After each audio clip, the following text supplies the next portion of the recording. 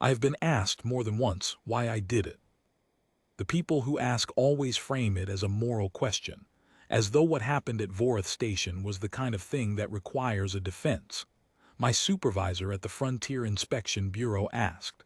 The debrief officer asked twice. A journalist from one of the RIM sector feeds filed 3 separate requests for comment, all of which I declined. The question follows me with a patience I find almost admirable, and every time I hear it I think of the same thing. Not the cage, not the lock, not the moment she stepped through the door. I think of the moment before any of that. I think of the auction floor and the way she held her chin. That is where the answer lives. Not in any principle I can name cleanly. In a chin, in a posture, in the particular quality of stillness a person carries when they have decided that nothing in the room around them is going to reach them. And they mean it entirely, without reservation, without the hairline crack that shows when a decision is being performed rather than lived. But I am getting ahead of myself. Let me start at the docking clamp and work forward from there. Vorith Station is not a place anyone goes to on purpose if they have other options. It is a pressurized platform bolted to a mid-sized nickel-iron asteroid in the outer Tessivar belt, roughly 11 hours from the nearest registered transit lane by slow-burn shuttle.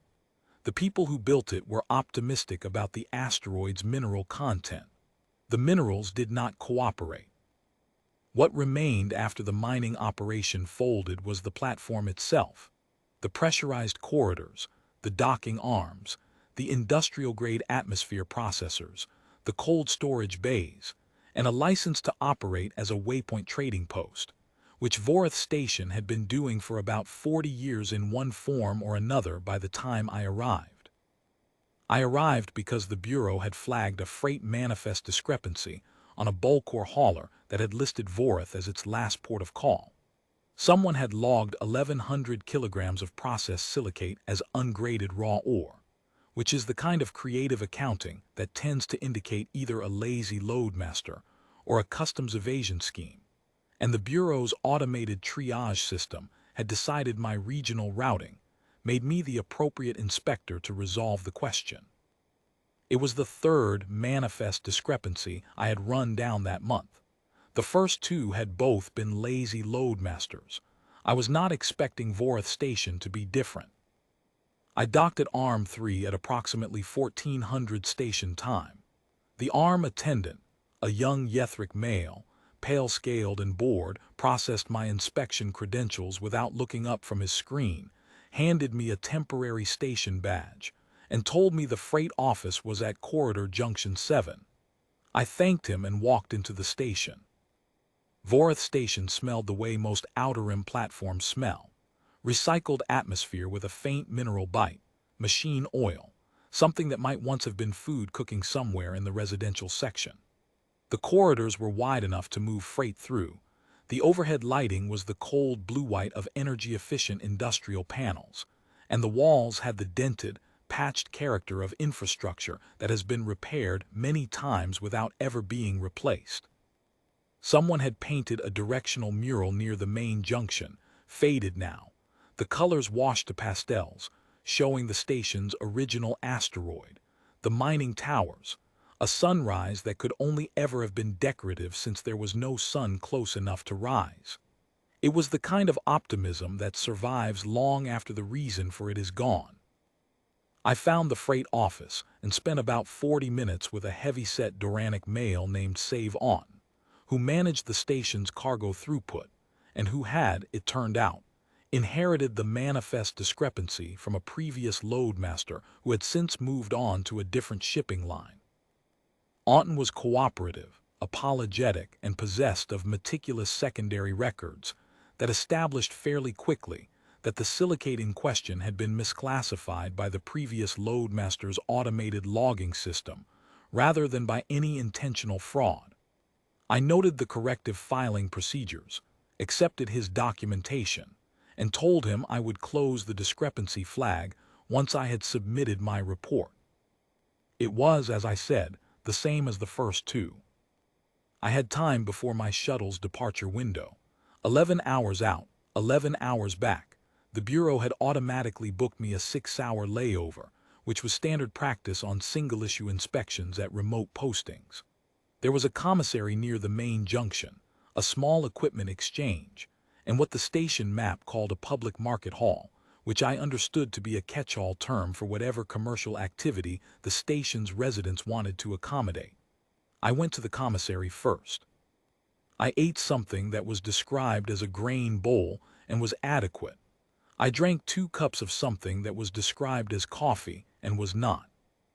Then I walked toward the public market hall, because I had time to fill and nowhere particular to fill it, and because, in my experience, the public market halls of outer rim trading posts are occasionally interesting in the way that archaeological sites are occasionally interesting.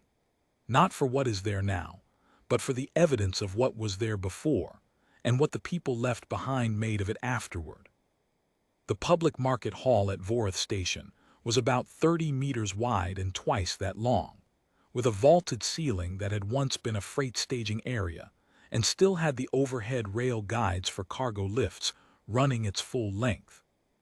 About half the floor space was given over to the kind of permanent stall commerce you see everywhere on working stations: spare parts dealers, a textile merchant, a food vendor with a grill that smelled considerably better than the commissary, a dealer in second-hand navigation equipment. The other half of the hall had been configured differently. There were seats, not many, 2 short rows of them, facing a cleared central space, the kind of arrangement that was temporary but had been temporary for long enough that someone had started bolting the chairs to the floor. In the center of the cleared space, there was a raised platform, roughly 2 meters square, framed by a pair of standing lamps that were clearly positioned for visibility rather than atmosphere. Along the back wall, in a section that had been cordoned off with a rope barrier and a portable privacy screen, there were 3 holding cages. The cages were of the kind you see in livestock markets: galvanized alloy frame, individual locks, individual ventilation units fitted to the top panels, and they were approximately 2 meters tall and 1.5 meters wide. I am aware that there are people who would have turned around at that point. I did not turn around. I want to be honest about why. Not because I had a plan, not because I was preparing myself to do anything. I turned toward it because I was a frontier inspector for the Bureau, and I had 11 years of experience identifying things that were wrong, and what I was looking at felt wrong in a way that my body registered before my mind had finished processing it. There were 12 people in the seats. There were 2 men standing near the back wall with the posture of hired security, compact, watching, patient. There was a man behind a small table at the side of the platform who had the manner of a broker, neatly turned out, organized, with a handheld display, and the kind of careful neutral expression that professional transaction facilitators cultivate over years of practice.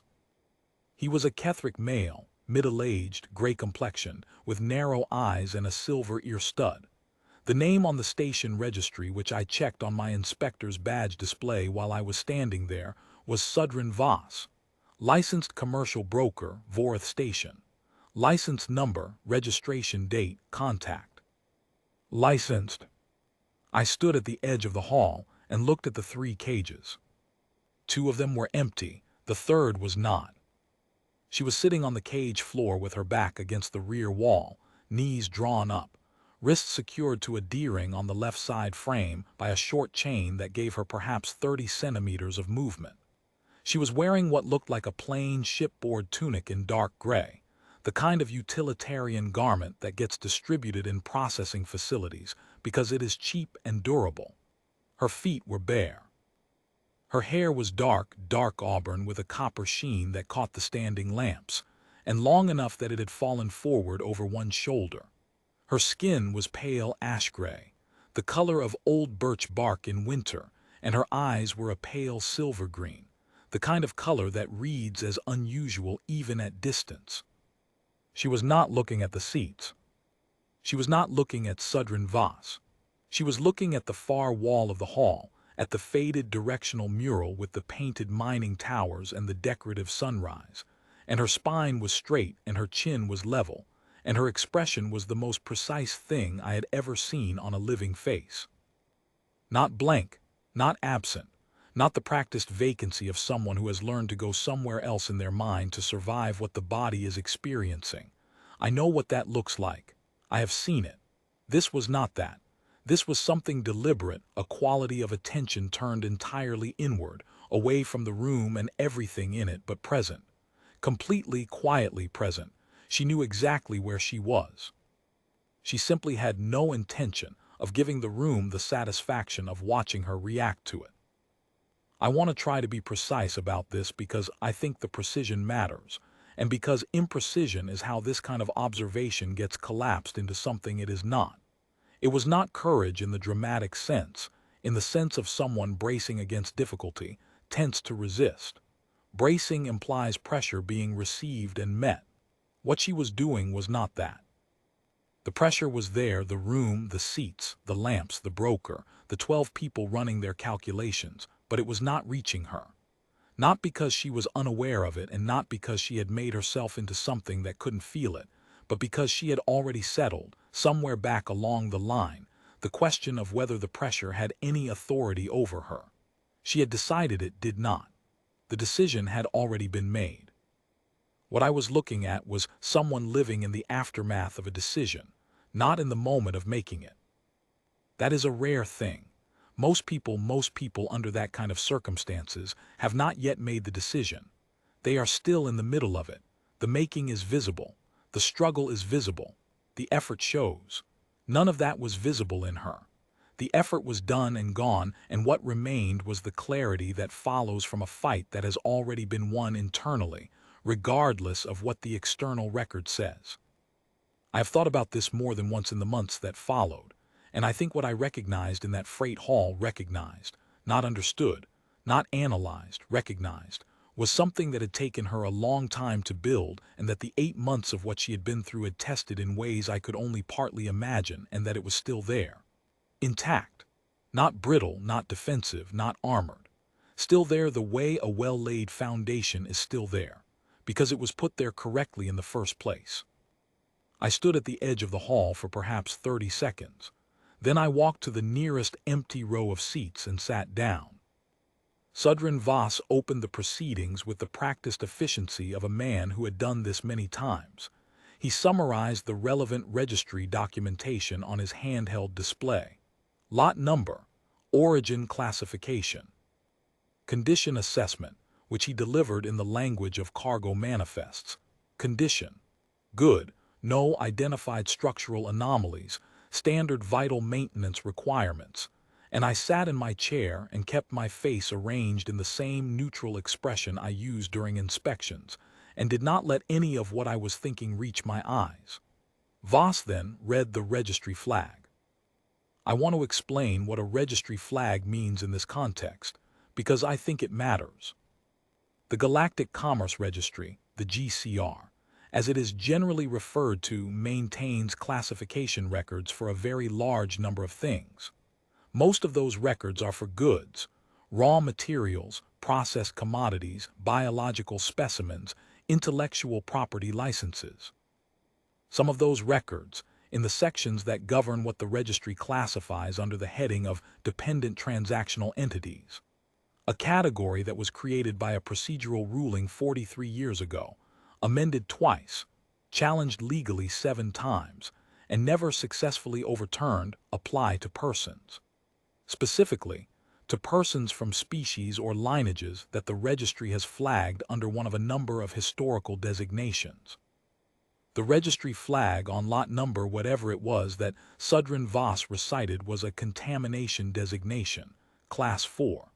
Class 4 is a specific category. I knew it before he finished reading the designation number.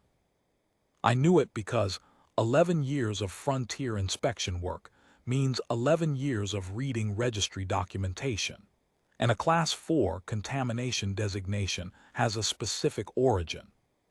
The Rathosian Purge Registry, which was a classification instrument created by the Rathosian Dominion approximately 60 years ago during the political consolidation period, applied to 17 specific lineages that the Dominion had identified as politically inconvenient, and which the GCR had absorbed, along with a great deal of other Rathasian administrative infrastructure, during the post-Dominion normalization period, without reviewing the underlying basis for any of the designations. The GCR had never reviewed the basis. The Class 4 designations had never been formally challenged.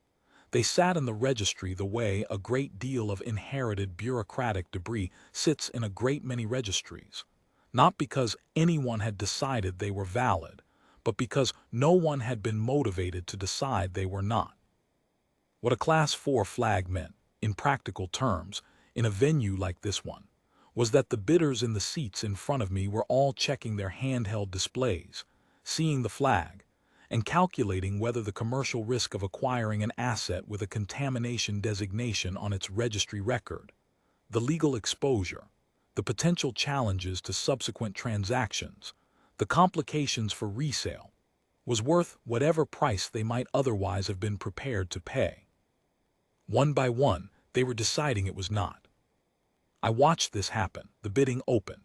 There was a brief, thin period of tentative offers, the kind that are made reflexively rather than seriously, low numbers, quickly withdrawn, the bidders' eyes already back on their screens, already rechecking, already renegotiating with themselves. Then the tentative offers stopped. Voss waited. He was good at waiting, the practiced patience of a man who understood that silence is a commercial pressure in its own right. He waited. The silence extended. She had not moved. She had not looked at the bidders. Her spine was still straight, her chin still level, her gaze still resting on the painted mining towers at the far end of the hall. It occurred to me, sitting in my chair, that she had probably already understood, before Voss opened his mouth, exactly what the flag was going to do to the proceedings. She had probably understood it when she was transferred to Vorth Station. She had probably understood it before that. And she had decided, I do not know when, I do not know under what circumstances, in what processing facility or transit hold or intake station. She had decided that understanding was not the same as accepting, and that the room was not going to see one in her face when it expected the other. I looked at Sudrin Voss. He had the expression of a man reassessing his options. The lot was not moving. The flag had done its work. He would have a reserve price somewhere, a floor below which he would withdraw the lot and try a different venue, and from the quality of the pause I judged he was approaching it.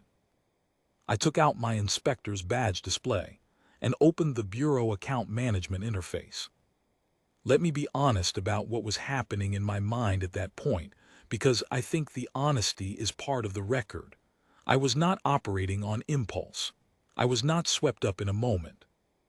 I was doing something that I had begun reasoning toward about 6 minutes into sitting in those chairs, when I had looked up the Class 4 designation origin on my badge display and found what I found, and had understood that what was functioning in this room as a commercial instrument was a 60-year-old political weapon that had never been reviewed, and had thought clearly, with full awareness of what I was doing. That I was a bureau inspector sitting in a venue where the bureau's standing gave me a legal avenue to act, and that the decision about whether to use that standing was mine to make. That is different from impulse. Impulse is what happens before you have thought. What I was experiencing was something that had come after thinking, the particular settled quality of a decision that has been examined and confirmed. The doubt had run through its process and come out the other side, and what remained was the decision itself, clean and clear. I also want to be honest about something else. There was a cost calculation involved. Not a financial one, the voucher amount was not significant, a professional one. A bureau inspector participating in a licensed commercial transaction in the course of an official posting is not prohibited under bureau protocols, but it is unusual, and unusual things attract attention. And attention from a bureau supervisor asking why I had deviated from a standard manifest inspection to participate in an auction would require a justification. I had thought about the justification. It was, I decided, the same justification I would give for any inspection anomaly I chose to note. The evidence in front of me warranted a response, and I was the Bureau's presence in the room.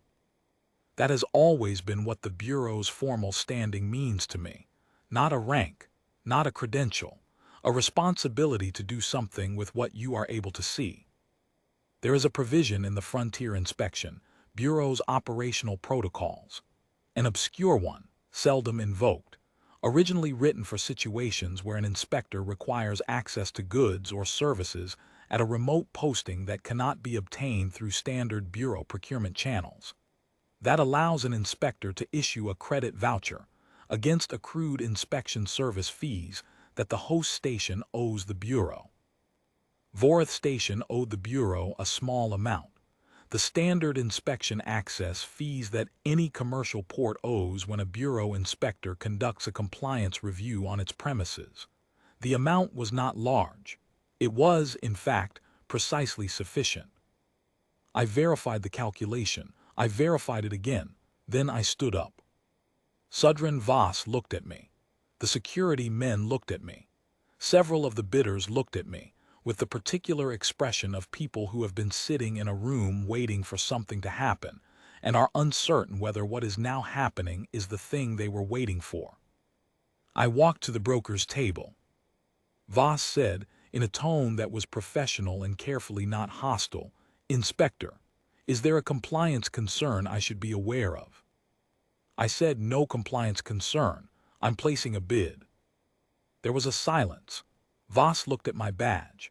I could see him working through the implications, a Bureau inspector in his hall, participating in his proceedings. The legal exposure ran in both directions, and he was smart enough to know it. He was also smart enough to know that a Bureau inspector placing a legal bid under Bureau authority in a licensed commercial venue was a transaction he had no documented grounds to refuse. He said, "You understand the registry status of this lot?" I said, "I read the designation number." He said, "Class 4 contamination. That affects." I said, "I'm aware of what it affects. I'm placing a bid." Another silence, shorter this time. Voss named the reserve. I presented the voucher through the badge display's transfer interface. He examined it. He examined my credentials. He looked at the voucher again with the expression of a man searching for a reason to say no and finding only the absence of one. Then he processed it. He said, "Lot transferred. Inspector Caro, Bureau of Frontier Inspection.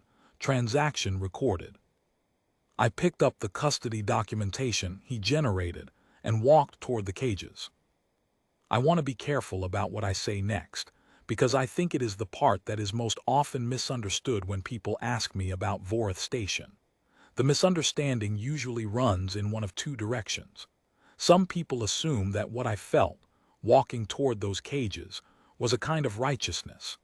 The clean, directed feeling of someone who has identified what needs to be done and is doing it.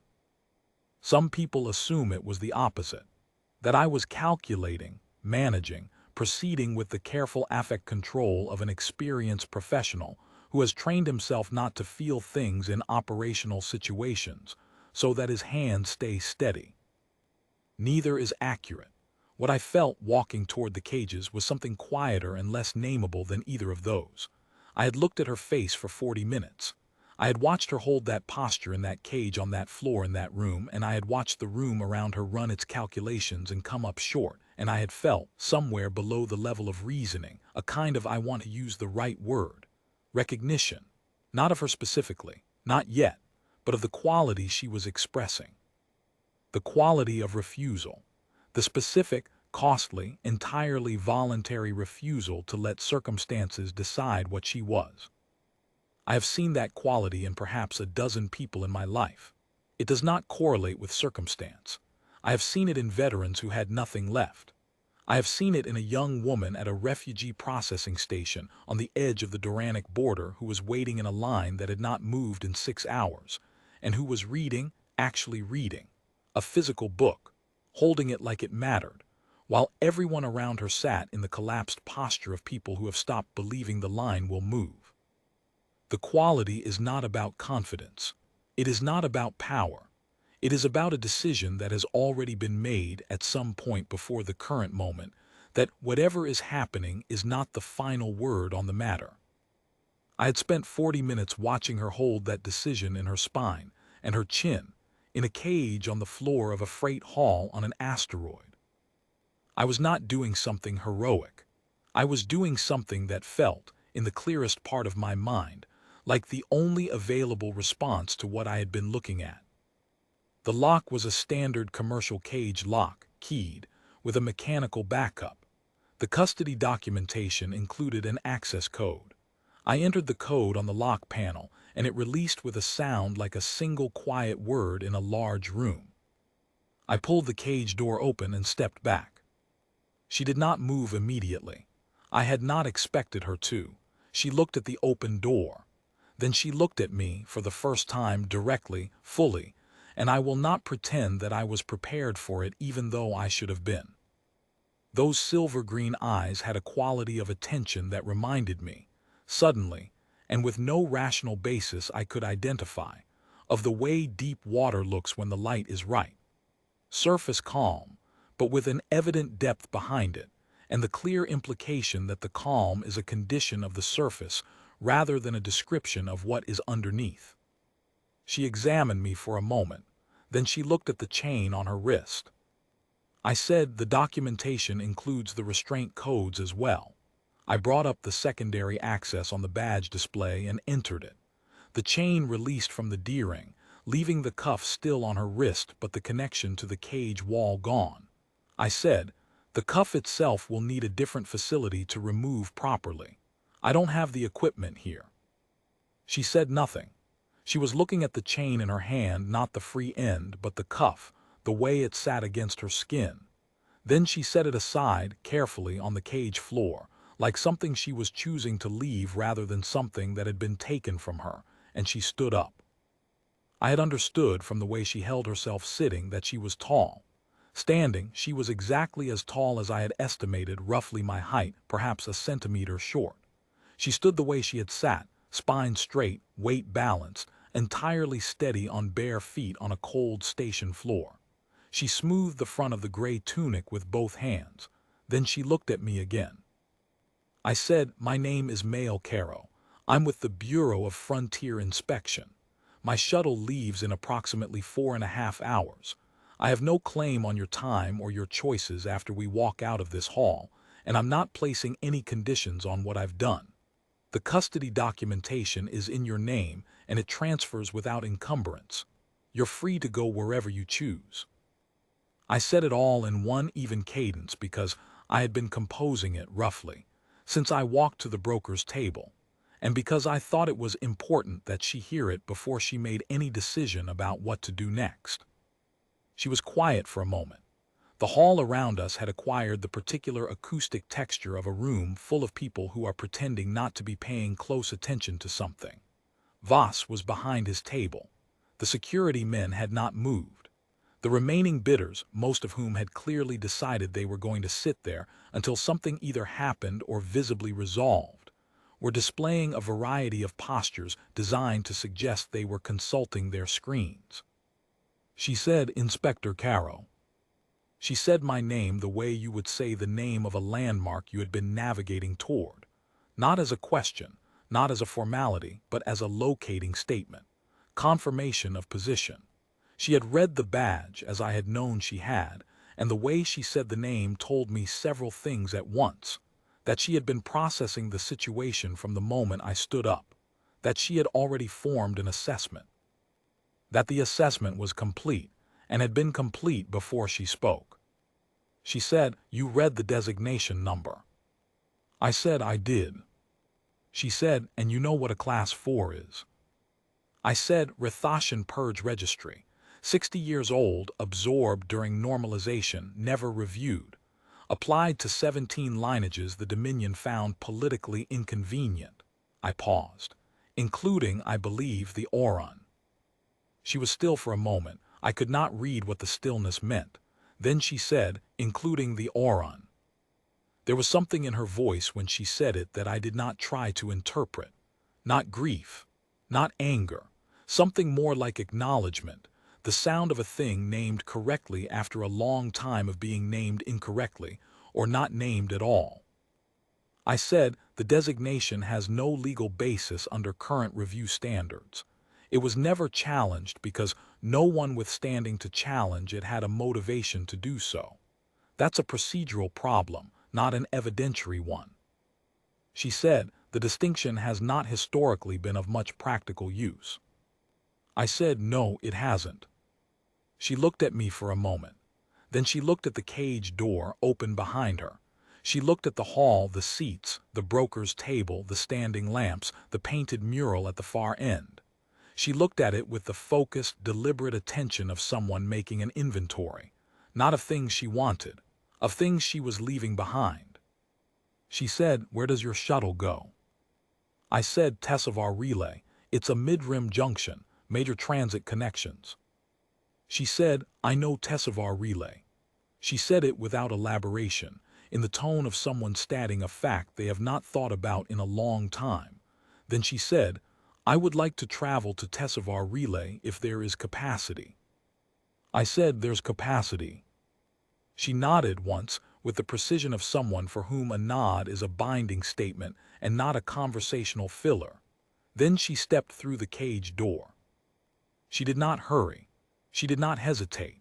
She simply stepped through the door and stood on the other side of it in the open floor of the freight hall, and was still for a moment, not with the compressed stillness of the cage, but with something slightly different, the same quality but expanded, like a hand that has been held closed and is now open and allowed to take the full shape of itself. I closed the cage door behind her. I did not lock it. We walked out of the public market hall together. The security men watched us go. Voss watched us go. The bidders watched us go, and I could hear, as we passed them, the specific quality of a room deciding how to reframe what it had just witnessed. I had spent enough years in commercial inspection settings to know that sound. It is the sound of people adjusting their story of events to one that reflects better on their own inaction. I did not concern myself with it. I was focused on the corridor ahead. We walked to the commissary. I asked if she needed anything to eat or drink, and she said water, and I got her water. And I also got food, something from the grill stall near the back of the market hall that smelled considerably better than what I had eaten earlier. And I set it on the table in front of her without asking, which was presumptuous. But she looked at it for a moment, and then ate it in the careful, deliberate way of someone who is very hungry and has decided to eat with dignity rather than urgency. I did not remark on it. I looked at my inspection report on the badge display, and neither of us felt any obligation to fill the silence, which was the first indication I had that we might be able to travel together without either of us finding it difficult. I want to note something about those first minutes in the commissary because I think they are part of the record too. She did not thank me, not in those first minutes. She sat across from me and ate the food and looked at the wall, and she was exactly as composed as she had been in the cage, except that the composition was different now, less a thing held rigid against pressure, more a thing at rest. The difference was subtle enough that I almost missed it. The spine was still straight. The chin was still level. But the cost of it was different. The cage had required something from her. The commissary chair did not. She was not performing composure. She had returned to it. That seemed important to me. People sometimes assume that someone who has been through a sustained ordeal needs, afterward, to have the ordeal acknowledged, to have it named, to have the space of their difficulty seen and confirmed. Some people do need that. Thesavith Oran was not one of them. She needed the food. She needed the water. She needed the silence. She was managing her own return to herself with the same precision she had brought to everything else, and she did not need my participation in it. I was there, and that was enough, and I sat and let it be enough. After a while she said, "You mentioned the 17 lineages." I said I did. She said, "Most people who encounter a Class 4 flag read the short-form notice. They don't look up the source instrument." I said, "I look everything up. It's a professional habit." She said, "That habit saved my life." I said, "The habit identified a discredited registry entry. What followed was a choice." She was quiet for a moment, then she said yes, it was. The way she said it, not as agreement, but as something more careful, a re-examination of the word choice in real time, told me she was hearing it the way I had intended it to land. Not as false modesty, as a statement about who was owed the recognition for what had happened and who was not. I said, I noticed something before I stood up, before I did anything. I noticed the way you were sitting. She looked at me, the silver-green eyes again, the depth behind the surface calm. I said, your spine was straight the entire time, the entire auction. You were chained to the wall of a cage in a freight hall on an outer rim waypoint station, in front of a room full of people running cost-benefit analyses on whether to purchase you. And you sat there for, I watched from the moment I came in, you sat there for at least 40 minutes with your spine straight and your chin level and your eyes on the far wall. She said nothing, she was watching me. I said, I've seen a lot of things in 11 years of frontier inspection. A lot of postings. A lot of people in a lot of different kinds of difficulty.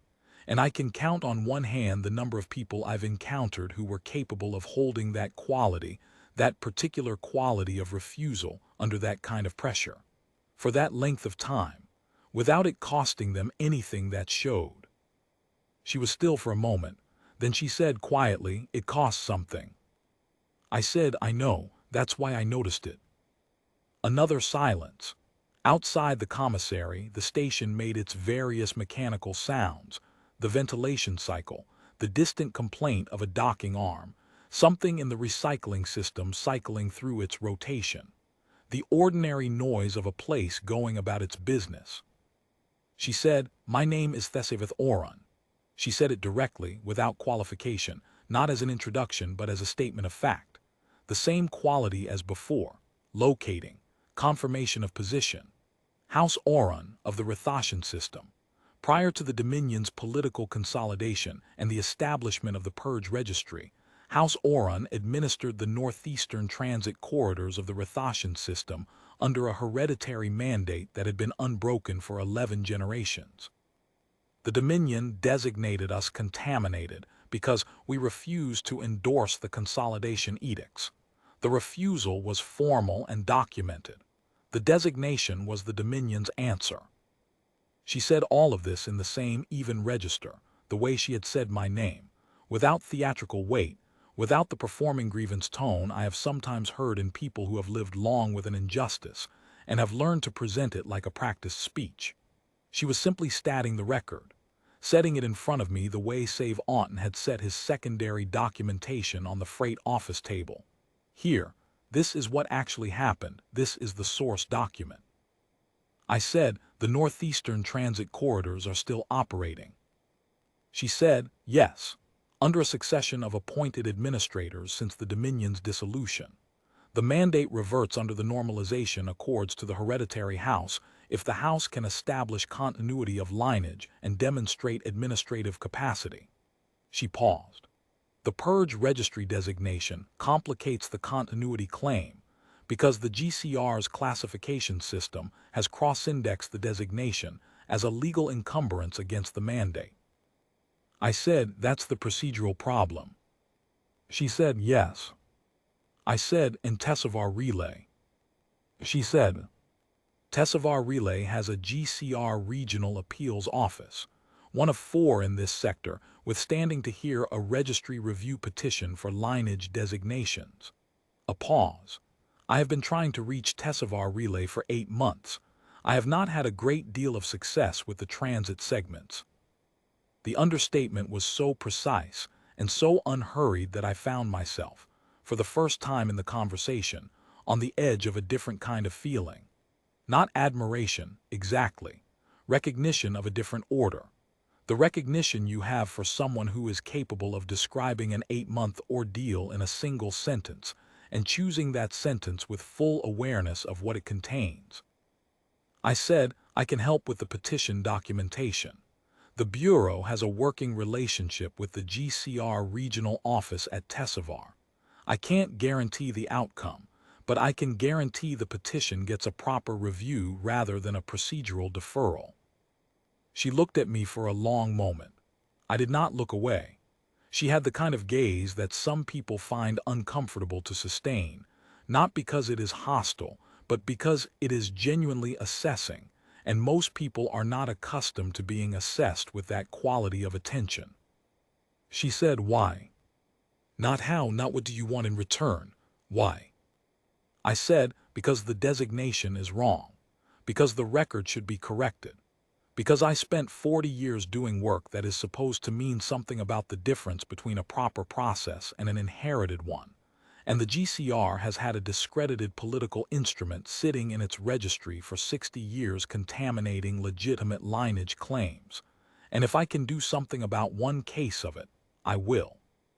She was quiet. Then she said, "That is a cleaner answer than most people give." I said, "Most people give the answer that sounds better. I tend to give the one that's true." She said, "I noticed." We sat for a while longer. She finished the water. I finished the inspection report. When I filed it, I added a supplementary note, Bureau Form 7C, Voluntary Observation, flagging the GCR's absorbed Rithoshan Purge registry designations as a pending review concern based on an inspector's encounter with a Class 4 flag in active commercial use. It was not a petition, and it was not a challenge. It was a note. It was the beginning of a paper trail. She watched me do it. She did not ask what I was filing. She knew she had seen the badge display, and she did not ask, which told me she understood that asking would change what it was. We walked to Arm 3 together. The arm attendant, the young Yethric male, still bored, processed the departure documentation without looking up. Thesavith's temporary transit authorization had been generated by the custody transfer and was on my badge display. It cleared in 4 seconds. The attendant printed a boarding strip, handed it across the desk, and went back to his screen. We walked down the boarding arm. The shuttle was a standard mid-rim transport, 12 seats, cargo hold, 2-person crew, and we were the only passengers. The pilot, a Doranic female who had been doing the Tessavarda Belt run for long enough that nothing surprised her, glanced at us, clocked the bureau badge, noted the boarding strip, and returned to her pre-flight sequence without comment. We settled into our seats. The arm attendant released the docking clamp. The shuttle pulled away from Vorith Station with the gentle rotational drift of a vessel leaving a non-standard docking position. And through the forward observation port, I could see the station's pressurized corridors and docking arms and the dark surface of the asteroid below it, and the asteroid belt extending in both directions. The slow-moving, irregular architecture of a billion years of collision and drift, everything exactly where it had always been. Thesavith was looking at the same view. After a moment she said, "I had not seen a window in 2 months." I said nothing. There was nothing to add to it. She looked at the belt for a while. The station grew smaller behind us. After a few minutes, it was just a point of reflected light among the other points of reflected light, indistinguishable from debris. She said, without looking away from the window, "When I was a child, my grandmother showed me the transit corridors from a survey platform. We went out in a shuttle, just the 2 of us, and she showed me the way the belt curves around the system's equatorial plane. She said it looked different from above than it did from the ground, that you could see the order of it from a distance in a way you couldn't when you were inside it." A pause. She said that was the most important thing she ever learned about administration. That things which appear chaotic from within often have a visible order from a sufficient distance, and that the duty of someone with the platform to see the distance was never to pretend the chaos wasn't there, but never to forget the order either. I thought about that. I said she was right. Thesavith said, "Yes," a quiet beat. She was right about most things. We traveled the rest of the way in the kind of silence that does not need filling. It was the silence of 2 people who have established, without having to say so, that they are not performing comfort for each other and do not need to. The shuttle made its corrections. The belt fell away behind us. I looked out the forward observation port and thought about what she had said, the survey platform, the grandmother, the lesson about order and distance. I thought about it in the specific way that useful things tend to settle in my mind, not processing, not working through implications, but allowing the thing to find its place among the other things I know and watching it fit. It fit very well. It fit the way that things fit when they are not new, but have been expressed by someone who arrived at them independently and precisely. And hearing them again from that person is a kind of confirmation. Not of the idea.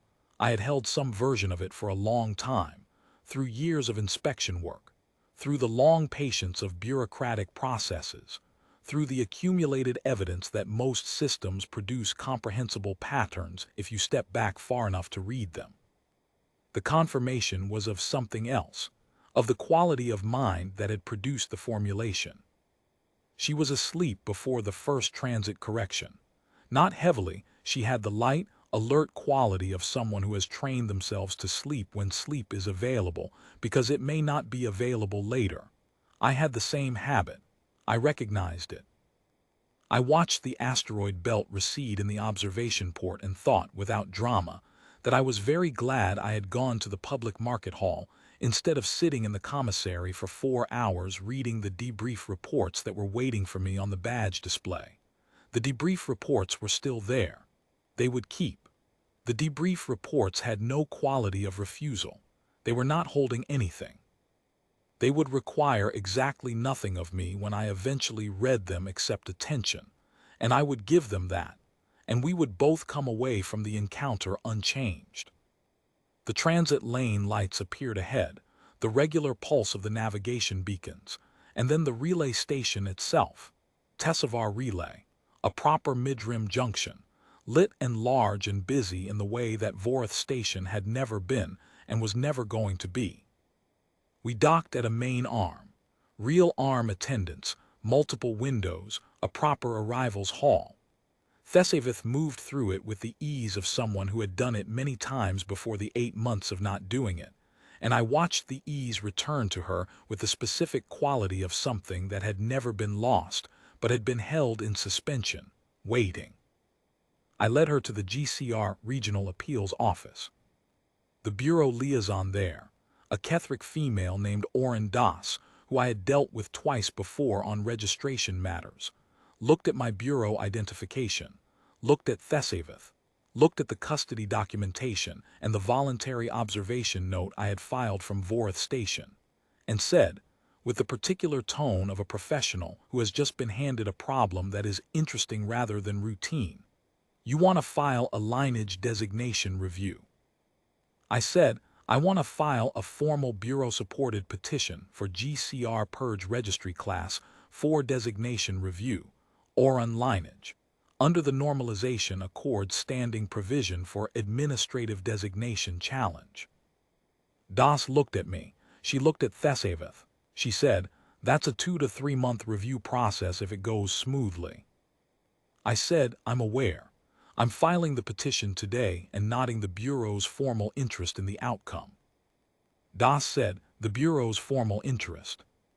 I said, "The Bureau conducted an inspection at Vorth Station today and encountered an absorbed purge registry classification actively functioning as a commercial encumbrance. The Bureau has a procedural interest in registry accuracy. I'm exercising that standing." Das looked at me for a moment longer. Then she nodded and reached for her filing interface. The petition took 2 hours to complete. It was the most paperwork I had generated in a single day since a 3-vessel manifest audit I had done 3 years earlier on the Doranic border, and that one had involved actual fraud. This one involved 60 years of inherited administrative negligence, and a woman sitting in a chair next to me answering Das's documentation questions with the same precise, unhurried clarity she had brought to everything else. Names, dates, lineage records, the formal language of the refusal edict, the documented mandate, the succession provisions under the normalization accords. She had all of it.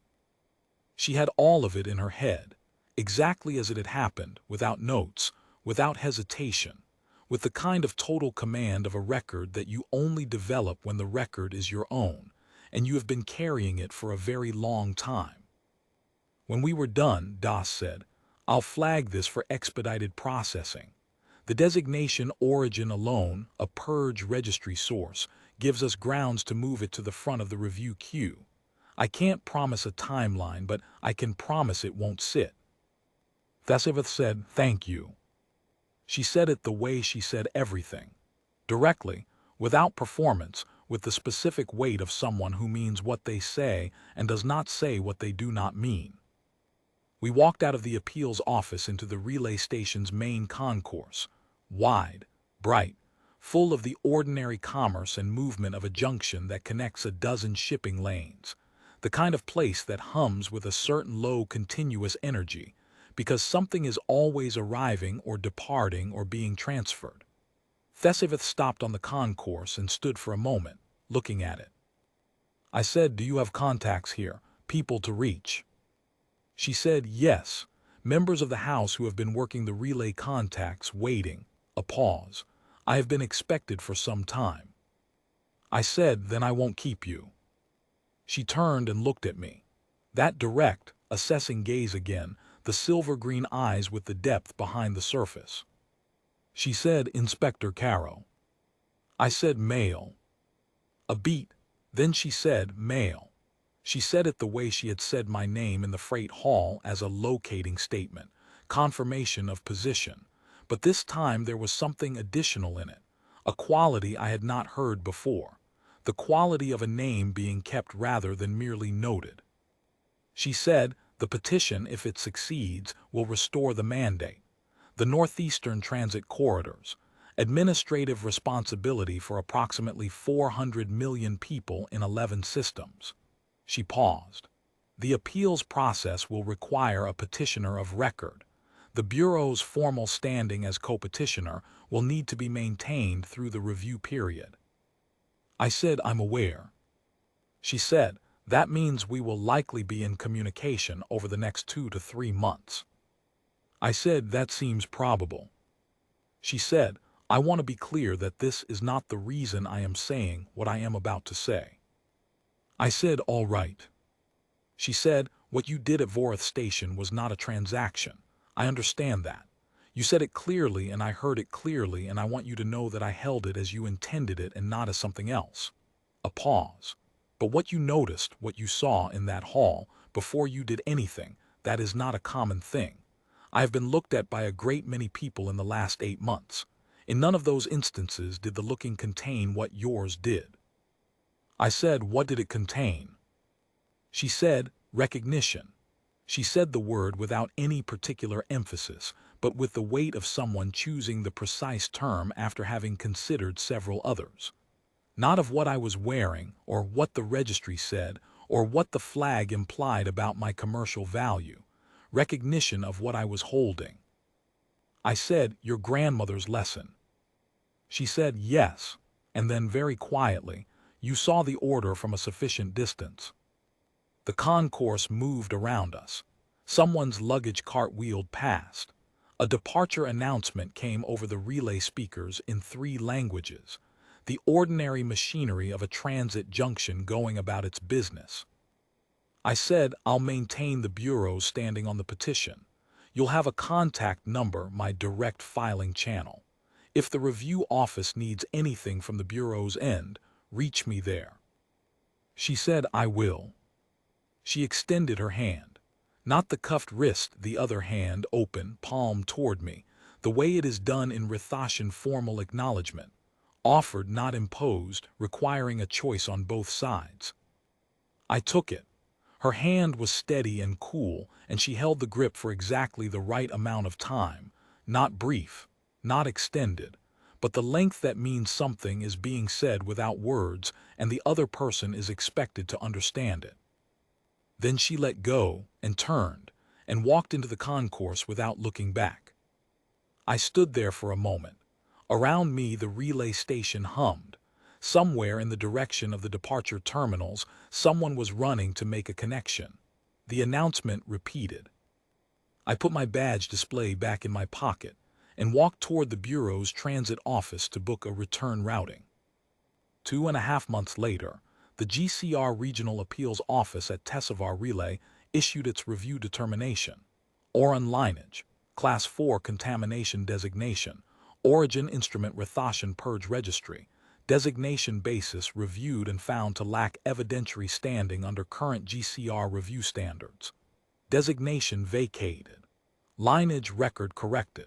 Mandate continuity claim eligible for normalization accords processing.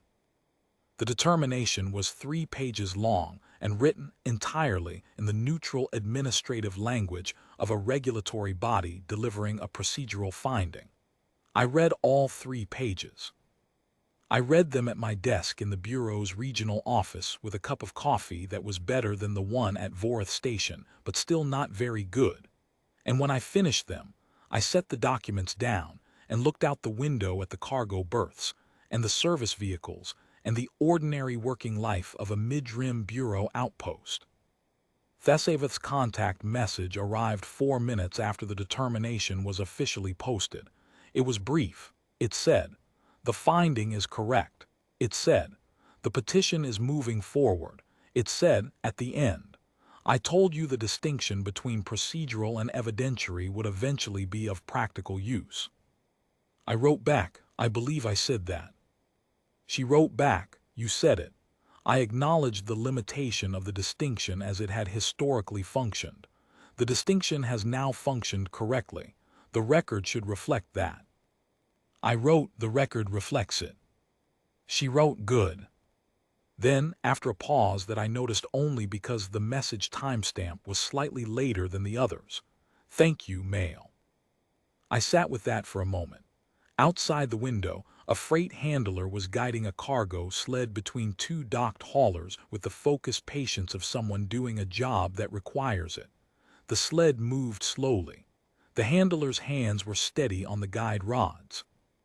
I wrote back, "The record should also reflect that you held it for 8 months without letting it show." She wrote back after a pause, "It showed to the right person." I looked at that line for a while. The freight handler finished with the cargo sled and walked out of my line of sight.